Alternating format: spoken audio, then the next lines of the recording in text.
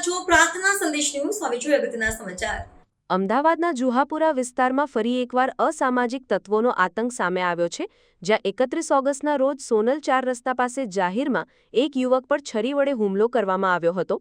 ટ્રાફિકથી ધમધમતા આ વિસ્તારમાં થયેલી આ મારામારીની ઘટનામાં છરી અને પથ્થરોનો ઉપયોગ કરવામાં આવ્યો હતો. આ હુમલામાં 2 વ્યક્તિઓને ઈજા થતાં તેમને તાત્કાલિક સારવાર માટે હોસ્પિટલ ખસેડવામાં આવ્યા હતા. આ સમગ્ર ઘટનાનો વિડીયો સામાજિક માધ્યમો પર પણ પ્રસારિત થયો છે, જેના કારણે કાયદો અને વ્યવસ્થાની સ્થિતિ પર સવાલો ઊભા થયા છે. પ્રાપ્ત માહિતી અનુસાર શહેરના તવક્કલ પાર્ક વિસ્તારમાં રહેતો અમાન શેખ તેના 2 મિત્રો સાથે દ્વિચક્રીય વાહન પર જુહાપુરા જઈ રહ્યો હતો. આ દરમિયાન સોનલ 4 રસ્તા પાસે કાળા રંગના એક વાહન પર આવેલા 3 અજાણ્યા શખ્સોએ તેમને રોકીને વાહન જપ્ત કરવાનું કહીને બોલાચાલી શરૂ કરી હતી.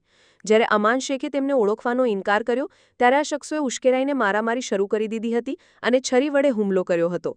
જાહેરમાં થયેલા આ હુમલાથી આસપાસના લોકોમાં ભયનો માહોલ ફેલાઈ ગયો હતો. આ ઘટના અંગે વેજલપુર પોલીસને જાણ થતાં જ પોલીસ કાફલો તાત્કાલિક ઘટના સ્થળે પહોંચ્યો હતો. પોલીસે આ મામલે 4 આરોપીઓ સામે ગુનો નોંધી તેમની શોધખોળ હાથ ધરી છે. જોકે હજુ સુધી આ ઘટનામાં કોઈની ધરપકડ થઈ નથી. પોલીસ દ્વારા આરોપીઓને વહેલી તકે પકડી પાડી કાયદેસરની કાર્યવાહી હાથ ધરવાની ખાતરી આપવામાં આવી છે. આ પ્રકારની ઘટનાઓ શહેરમાં કાયદાકીય સ્થિતિની નબળાઈ દર્શાવે છે અને સ્થાનિકોમાં અસલામતીની ભાવના પેદા કરે છે. પ્રાર્થના સંદેશ ન્યૂઝની તમામ લેટેસ્ટ અપડેટ્સ માટે ચેનલને હમણાં જ લાઇક, શેર અને સબસ્ક્રાઇબ કરો.